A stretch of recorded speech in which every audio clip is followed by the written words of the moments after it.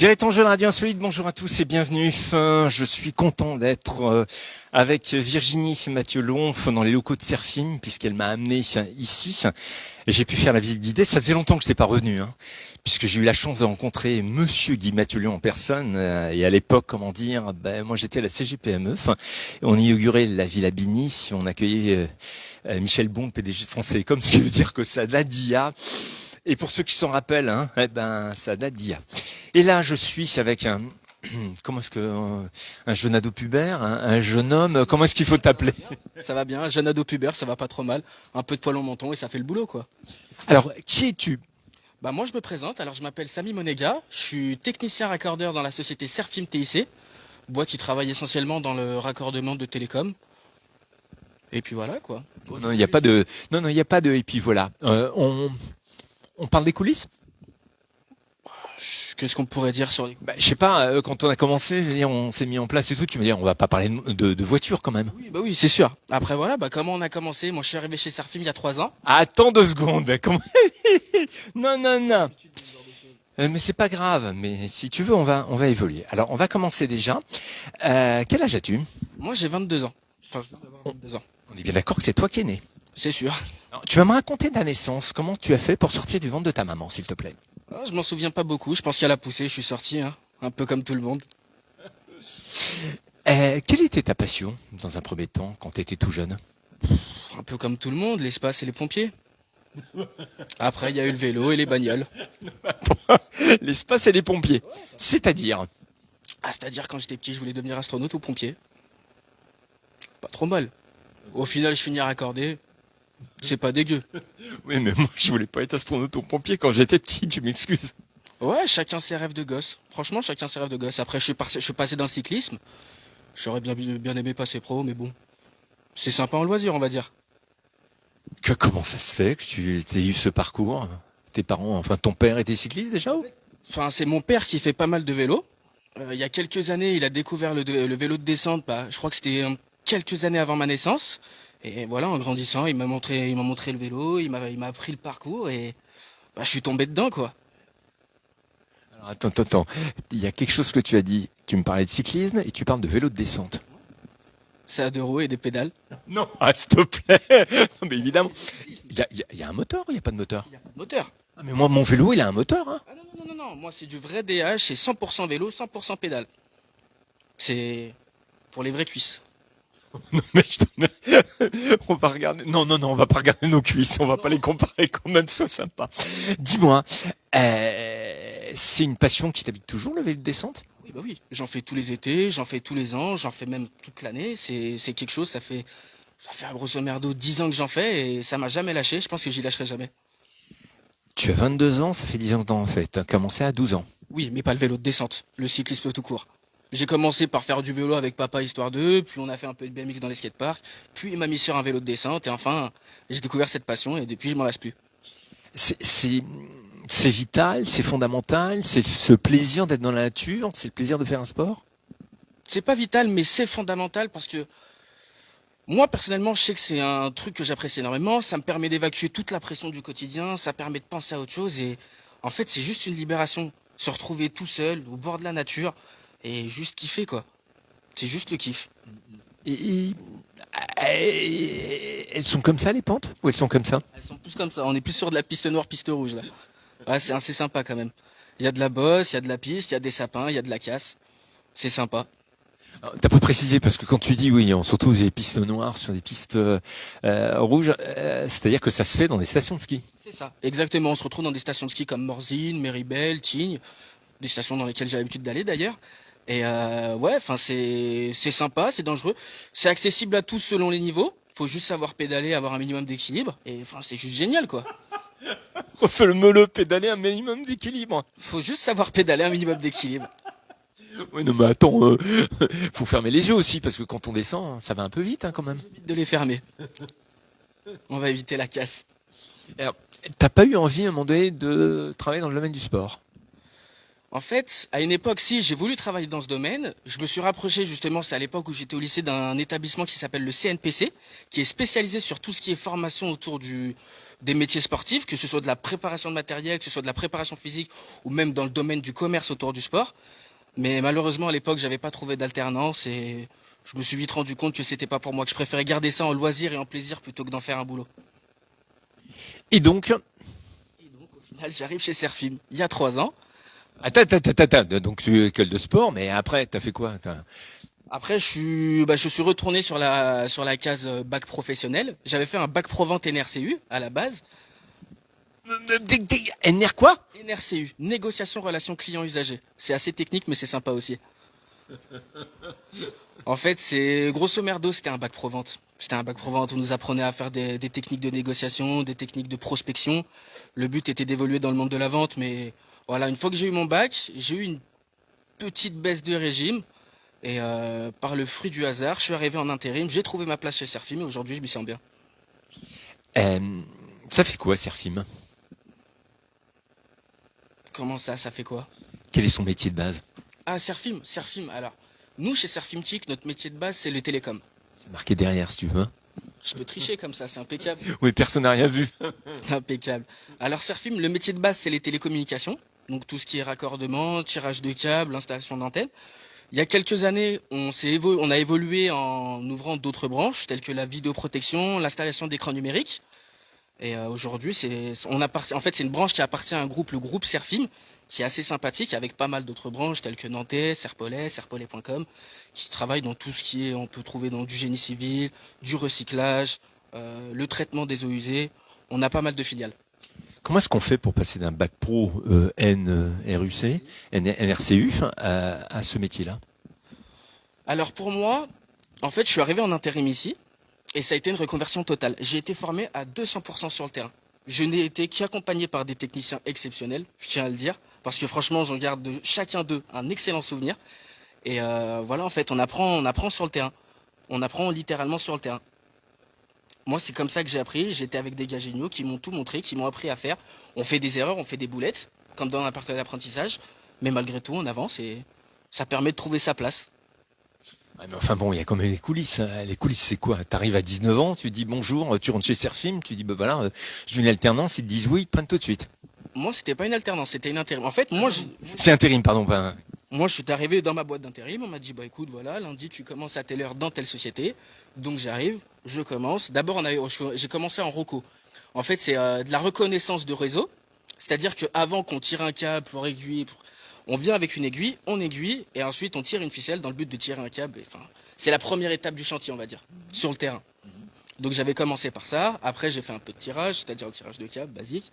Ensuite, je suis passé en raccordement télécom, dont tout ce qui est raccordage fibre optique, donc vraiment le vif du sujet, c'est-à-dire les coulisses de la 4G, de la 5G, du Wi-Fi et tout ce qu'on veut à la maison. Et enfin, bah voilà, aujourd'hui, je suis arrivé ici, grâce encore une fois à ces techniciens qui m'ont formé sur le terrain. Alors, j'ai une question qui est pas facile à piloter. Pourquoi toi? Pourquoi moi? C'est une très bonne question. Oui, j'attends une très bonne réponse. Pourquoi pas quelqu'un d'autre? T'as pas le droit de me répondre ça. Je te donne pas le droit de me répondre comme ça. Une question par une question? C'est de la triche un peu. Non, c'est quoi? C'est ta jeunesse, c'est le fait que t'aies eu cet esprit de compétition, t'aies eu le fait. Sur les WorldSkills. Oui, non, pas encore les WorldSkills. Là, sur Serfim. Honnêtement, je pense que c'est par hasard. Je pense que c'est par hasard. Mais après, le hasard fait bien les choses. Donc, pourquoi pas? Et au final, moi, ça me va très bien. Tu penses pas que toutes les activités que tu as eues auparavant, le fait d'avoir fait un bac pro, le fait d'avoir fait ces compétitions de cyclistes ou d'avoir cette passion, ça a pu influer dans ton caractère peut-être? Dans mon caractère, peut-être. Dans mon parcours, pas tant que ça. Parce que honnêtement, moi, une fois que je suis sorti de mon bac pro vente, enfin, je pense que comme la plupart des jeunes aujourd'hui, arrivé à 18 ans, on a fait tout et n'importe quoi. On nous a orientés vers des filières qui nous intéressaient pas forcément. On est tous un peu perdus. On est tous un peu perdus. On a tous besoin justement. Moi, c'est pour ça que d'ailleurs, je conseille de faire de l'intérim, un ou deux ans d'intérim, parce que c'est très formateur. Que ce soit sur le cadre personnel comme professionnel. On apprend un métier qui est intéressant et on apprend à se construire tout seul. Parce que l'école, le lycée, tout ça, ça nous l'apprend pas. Moi, j'ai pas eu la chance d'être. Encore une fois, c'est pour ça que je reviens sur ces excellents formateurs chez Serfim. C'est des gens qui, au-delà de m'apprendre un métier, sur leur recul sur la vie et sur leur mentalité, m'ont appris à travailler sur moi-même. Et aujourd'hui, je ne serais pas la personne que je suis sans ces personnes-là. Et c'est pour ça que je remercierai jamais assez Serfim. Serfim, encore une fois, c'est technicien. J'ai le droit de citer des noms ou pas?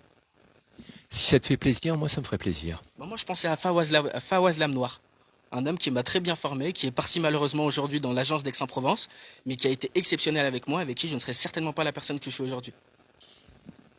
Il avait des enfants? Il a des enfants, oui. Tu as été son fils prodige, entre guillemets? Je dirais pas son fils prodigue, je pense qu'il m'a plus pris sous son aile. Il m'a plus pris sous son aile, il m'a appris le métier, il m'a donné deux, trois conseils sur la vie, et à côté de ça, c'est un mec comme ça. Donc, rien à dire. Alors, c'est marrant parce que quand tu parles de ces gens-là, quand tu parles de ton intégration au sein de Serfim, tu parles surtout d'avoir appris la vie. C'est très étonnant parce que logiquement un boulot, c'est un boulot. Ah, ça c'est ce qu'on appelle les joies du direct. Et si je puis me permettre, là, je vais tout simplement couper de manière... Ah ouais, ben ça arrive, hein, il y a le téléphone, j'avais pas coupé le téléphone. Oui, tu parles souvent, c'est marrant parce que bon, Serfim, le principe c'est quand même une entreprise familiale. Hein. Il y a eu un article sur ces entreprises familiales qui sont importantes et tout. Mais là, tu parles de la vie. Est-ce que c'est un parcours professionnel, un parcours de vie, c'est un ensemble? Moi, je pense que c'est un peu des deux. Je pense que c'est un peu des deux, parce que, encore une fois, c'est que moi, grâce à Serfim, j'ai pu m'établir sur le plan professionnel, parce qu'aujourd'hui, j'ai appris un métier qui, de base, je ne connaissais pas du tout. C'est un métier que je ne connaissais pas du tout, et aujourd'hui me plaît énormément, malgré tous les petits défauts, malgré tous les petits tracas, mais comme dans n'importe quel emploi. Mais aujourd'hui, je sais que tous les matins, je me réveille, je suis content d'aller bosser. Je vais retrouver des collègues que j'apprécie, j'ai un boulot qui est intéressant, qui pousse à me dépasser, donc moi, j'ai rien à demander de plus, en fait. Je suis juste super content d'être dans une boîte comme ça. Je suis un peu ennuyé parce que là, vu ce que tu es en train de dire, demain matin, il va y avoir 500 candidatures qui vont être envoyées à Serfim à cette allure. C'est pas impossible, c'est pas impossible. C'est vrai que, bah, de toute façon, je sais que la plupart des collègues avec qui j'en parle, ils me disent, ouais, mais ta boîte, elle est géniale. Ça fait que donner envie. Après, est-ce que c'est moi qui fais que trop la vendre? Je sais pas. Mais moi, à mes yeux, je trouve que c'est une boîte qui est géniale. Je trouve que c'est juste une boîte qui est géniale. Encore une fois, que ce soit sur les collègues ou sur le boulot, c'est un truc qui est génial. C'est important d'être dans un univers comme ça. Pour moi, oui. Pour moi, oui. Je pense que aujourd'hui, dans un travail, quand on regarde la situation actuelle, je pense que le principal, c'est de savoir que tu te lèves le matin sans être dégoûté, en étant heureux, en te disant voilà, je vais retrouver mes collègues, je vais rigoler avec mes collègues, je vais avoir mon boulot, je vais apprécier mon boulot. Je pense que ce qui compte vraiment, c'est d'être fier de ce qu'on fait. Et à la fin de la journée, rentrer et se dire putain, aujourd'hui, bah, j'ai super bien bossé. J'ai fait mon boulot, j'ai fait mon taf, je suis fier de moi. Et se dire voilà, derrière, c'est impeccable, quoi. Ah, je peux vous dire, je m'attendais pas à ça. Hein. C'est impressionnant. Surtout que tu le dis avec tes mots, tu le dis avec une motivation énorme. Et l'avantage, c'est quand on est en radio, on ne le voit pas, mais là, tu as carrément les yeux qui pétillent. C'est assez incroyable. Bah, de toute façon, c'est un fait, encore une fois, c'est juste que moi, j'ai trouvé ma place. Aujourd'hui, enfin, c'est pour ça que je suis fier de le dire, c'est que je suis fier d'avoir trouvé ma place. Parce qu'encore une fois, il y a 3 ans en arrière, je savais pas du tout ce que je ferais de ma vie. Dans ma tête, je pensais enchaîner les petits boulots, trouver peut-être des petites missions à droite à gauche. Aujourd'hui, voilà, j'ai trouvé un but. Bon, je peux pas. Là, direct en jeu à la radio insolite, c'est impossible. Il y a une question insolite qu'il faut que je te pose. En quoi est-ce que tu tiens compte de ce qu'on appelle la variable chance? Est-ce que tu as eu de la chance de trouver? Je pense. Je pense que j'ai eu de la chance. Je pense que j'ai eu de la chance. Je pense que c'est un mélange de hasard et de chance. Je pense que c'est un mélange. Vas-y, développe. Mélange de hasard et de chance, ça j'adore, vas-y. Je pense qu'en fait, je suis arrivé chez Serfim par hasard. Mais par chance, j'ai rencontré des gens chez Serfim qui m'ont appris la vie. Encore une fois, là, c'est sur le plan personnel. Ensuite, sur le plan professionnel, ces mêmes personnes m'ont appris un métier qui, par chance, m'a ouvert des portes telles que les WorkSkills. Sans ça, moi, honnêtement, dans le domaine vente, je ne pense pas que j'y serais allé. En fait, je pense que même avant, j'en aurais jamais entendu parler. Je n'aurais littéralement jamais entendu parler. D'une compétition comme ça, avec une envergure nationale, voire internationale, c'est exceptionnel. Moi, je sais que c'est un souvenir que je garderai toute ma vie, qui était génial. Qui était génial, c'était exceptionnel, quoi. En fait, t'as l'impression de participer à quelque chose qui est mais 1000 fois plus grande que toi. Et je trouve ça génial, en fait. Alors, c'est bien parce que j'ai pas besoin de faire les questions de liaison, c'est super parce que justement, on en est arrivé. Do you speak English? A little. What means the word skills, please? I don't understand. I'm sorry. Pas le droit. Ah, c'est trop, il y a trop de ponctuation pour moi, j'y arrive pas là. Qu'est-ce que c'est les word skills? Alors les WorkSkills, c'est une compétition internationale qui regroupe plusieurs corps de métier dans le but de promouvoir les jeunes et leur métier. Selon moi, c'est l'image que j'ai des WorkSkills. Bon, word skill, très bien. Ah, bon, comme ça, on vient de voir, on te dit tiens au fait il y a les WorldSkills qui vont être organisés à Lyon, ça serait bien que tu y participes. C'est un peu ça. C'est un peu comme ça que ça s'est passé. En fait, on a la chance, encore une fois, dans l'une de nos nombreuses branches. Je prends le micro ou non? Non, je peux non. Non, je regardais, tu sais, j'ai un défaut, je vais vous expliquer, vous savez ma spécialité, à une époque, j'oubliais d'ouvrir le micro et je regardais si c'était bien allumé, si ça clignotait pas et tout, il y a pas de problème, non. Puis par contre, fais attention, il y a des gens qui regardent. Hein. Ok. Parce que j'étais à deux doigts de faire un karaoké là. Hein. Mais bon. Non. T'es pas cap. C'est pas cap. Je suis pas cap. Non. Non, mais encore une fois, on va revenir sur les WorldSkills. On reste professionnel. Au fait, Samy, je voulais m'excuser. Est-ce que je t'ai averti ou non? De quoi? C'est qu'on est en direct. Hein. Vous m'avez dit qu'on était. Non, vous m'avez pas dit, mais. Je répète, il y a des personnes qui regardent en ce moment. Je suis célibataire. Je suis toujours célibataire. Ça ne change pas. Bon, donc tu me fais un karaoké maintenant. Non, parce que j'ai encore une fois dit que j'étais célibataire. Je voudrais pas gaspiller mes chances. Donc on fait les petites. Non, on fera les petites annonces après. Alors, les WorldSkills. Vas-y. Du coup, les WorldSkills, encore une fois, pour revenir sur le fait que Serfim a de nombreuses branches, on a un des jeunes d'une autre branche qui est, je crois que c'était Novetra, qui doit travailler dans les enrobés, qui participait également aux WorldSkills. À ce moment-là, mon directeur, Monsieur Philippe Lavenir, en a entendu parler et s'est dit, bah écoute, nous aussi on a un jeune de 21 ans, il est pas trop mal dans le métier, il est intéressant, il aime bien, il est un peu compétiteur, pourquoi pas le brancher sur le truc? Du coup, un matin, il me prend à part, il me dit, écoute, voilà, Samy, tatati, tatata, aujourd'hui, il y a une compétition assez sympathique qui s'organise, est-ce que toi, ça t'intéresserait? Moi, je me dis, écoute, bah, pourquoi pas, ça peut être exceptionnel, aujourd'hui, je suis quelqu'un de vachement curieux et je me dis, bah, je sais pas ce que ça va donner, mais rien ne m'empêche d'essayer et ça peut juste être génial, quoi. Et au final, c'était génial. Donc c'est au top. Là, on est d'accord que l'esprit de compétition, il est là, c'est clair. Forcément. On a forcément un esprit de compétition. Moi, je sais que tous les soirs, je rentrais, lors de la compétition, hein, le reste de l'année, je rentre me coucher, je dors très bien. Mais je sais que tous les soirs, je rentrais à l'hôtel, même si on se prend dans les bras, on se salue très bien avec les autres compétiteurs, on sait très bien que derrière, il y a qu'une seule place. Il y a qu'une seule vraie place. Et même si encore une fois, le premier, j'adore ce mec. Franchement, j'ai accroché avec ce type. C'est un mec exceptionnel. Il y avait forcément un peu d'électricité dans l'air. C'est la compétition, c'est comme ça. Mais c'est vrai que tous les soirs, on rentre, on a cette petite tension, ce petit stress avant de dormir, cette petite boule au ventre en fait. Et on se dit putain, ok, donc demain, faut que je fasse ci, ça. En fait, tout se met en place dans ta tête. T'essaies de tout organiser. Et à la fin, bah, ça passe ou ça casse. Le fait qu'on t'ait proposé de participer, pour toi, ça a été une reconnaissance sur tout ton investissement? Ouais, pour moi, ça a été une reconnaissance parce que du fait que ça reste quand même une compétition, qu'il faut proposer des jeunes qui en ont un petit peu, qui ont entre guillemets les tripes. Les tripes, je parle de tripes. J'ai eu peur. Mais ouais, encore une fois, je pense que aujourd'hui, Philippe ainsi que le reste de la société s'est dit voilà, c'est un jeune qui est intéressant, c'est un jeune qui mérite de tenter sa chance. Et d'ailleurs, je les remercierai encore une fois jamais assez de m'avoir laissé tenter ma chance. Alors comment est-ce qu'on se prépare à une compétition comme ça? Alors comment on se prépare à une compétition comme ça? C'est comme au Rocky, t'es parti faire la boxe, t'es parti comment? Quelques abdos, un peu de course à pied.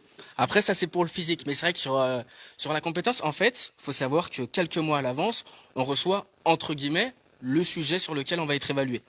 Plus ou moins, parce qu'il y aura encore des modifications qui peuvent être faites jusqu'à 2 jours avant l'examen, la compétition.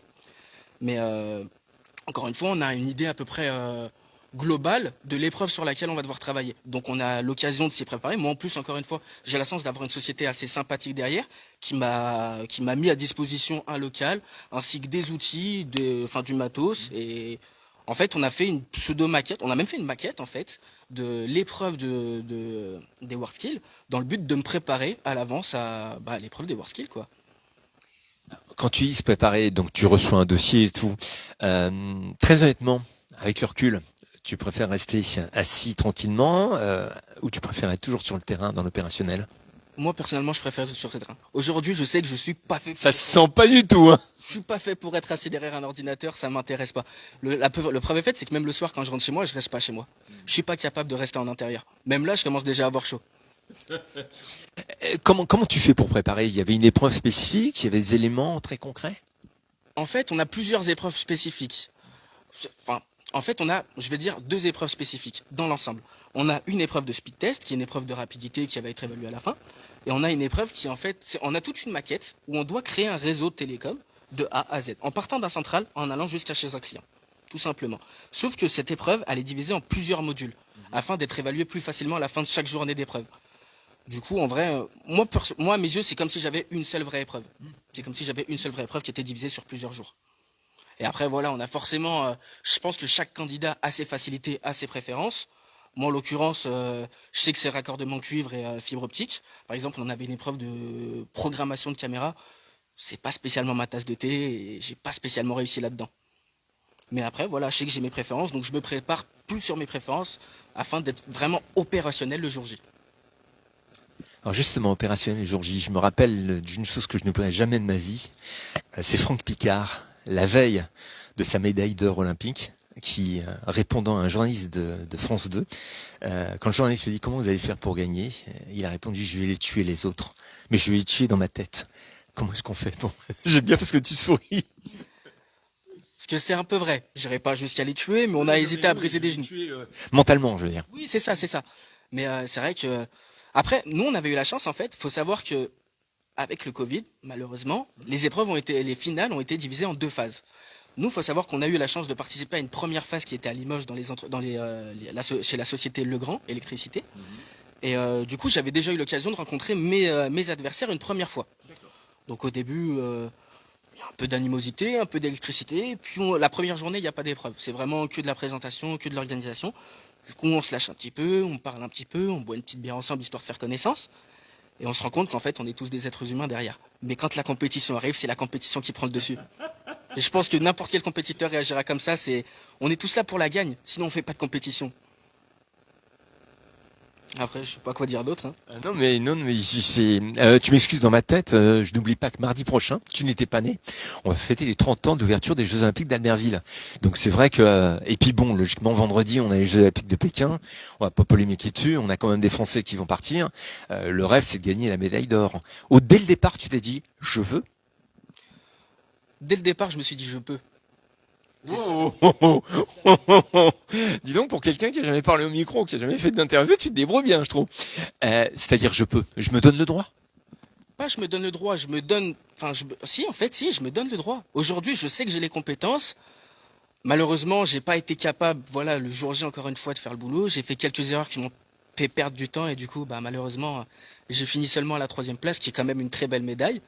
Mais c'est vrai que, voilà, le jour, on arrive, enfin, la veille déjà, on arrive, on se dit, voilà, cette compétition, c'est ma compétition. Cette semaine, c'est ma semaine. Cette médaille, c'est ma médaille. Je suis pas là pour la 3e place ou la 2e place, même si au final, je finis 3e. Moi, de base, j'étais là pour la première. Mais c'est vrai que... Enfin, je pense que c'est surtout dans la tête que ça se joue, en fait. C'est tout dans la tête. Les jours, en fait, les heures, les minutes avant le début de la compétition, c'est tout dans la tête que ça se joue. Parce qu'on se prépare physiquement et, encore une fois, sur la maquette, comme je disais auparavant. Mais c'est vraiment dans la tête, c'est encore une fois les minutes avant le début, avant le coup de sifflet de départ qui joue vraiment. On se dit, ok, non, je vais faire ça, ça, ça. Ok, tac, carré, je fais ça. Médaille d'or, objectif. C'est comme ça que ça se passe dans ma tête. Waouh, waouh. Bon, c'était une participation. T'as l'intention d'en mettre ça? D'y reparticiper? Alors, moi personnellement, j'aimerais énormément y reparticiper parce que j'aime pas rester sur une défaite. Même si une 3e place c'est une très belle médaille, pour moi c'est pas assez. Et je me contenterai pas d'une 3e place. Malheureusement, je sais pas si pour les prochains WorldSkills, j'aurai encore l'âge requis pour y participer. On est justement en train de voir ça avec Philippe Lavenir pour savoir. Mais parce que justement, il y a une limite d'âge. Encore une fois, c'est pour promouvoir les jeunes. Moi qui viens d'avoir 22 ans, je ne pourrais peut-être pas y reparticiper du coup pour les prochains WorldSkills à Auvergne-Rhône-Alpes à Lyon. Mais avec un peu de chance, je pourrais encore. Et si je peux encore, ça sera la médaille d'or. Il y a d'autres compétitions comme ça en France, en Europe, dans le monde? Moi honnêtement, j'en connais pas. Après, je suis encore tout neuf dans le métier. Donc j'ai beaucoup de temps pour apprendre et beaucoup de temps pour trouver d'autres compétitions où me défouler. Qu'est-ce que ça a changé pour toi quand tu es revenu? Alors, qu'est-ce que ça a changé pour moi?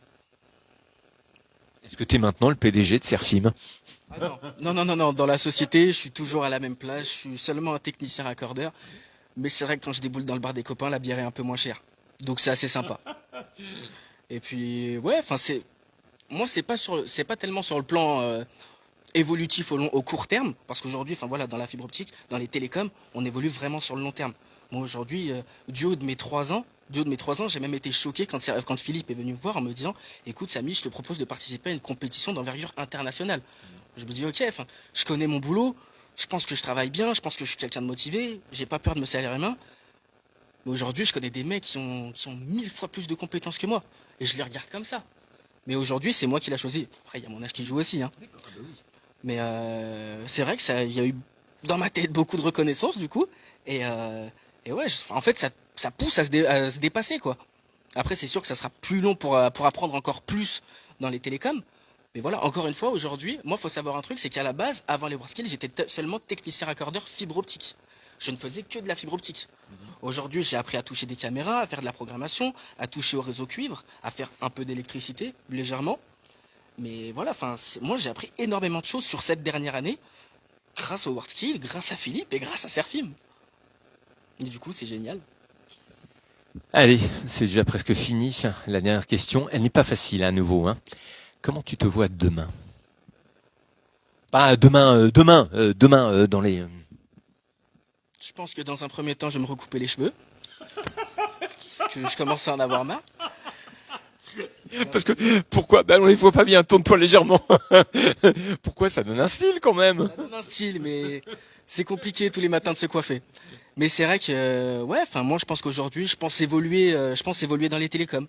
En tout cas, je ferai tout pour évoluer dans les télécoms. De toute façon, je sais qu'aujourd'hui, c'est une branche qui m'intéresse, c'est une branche qui a beaucoup à m'apporter, et pas seulement demain, après-demain aussi. Donc je pense que, voilà, enfin, je pense que je vais rester là pour l'instant. Je me vois encore ici demain, je pense. Dernière question, elle est compliquée. Tu as 22 ans. Ouais.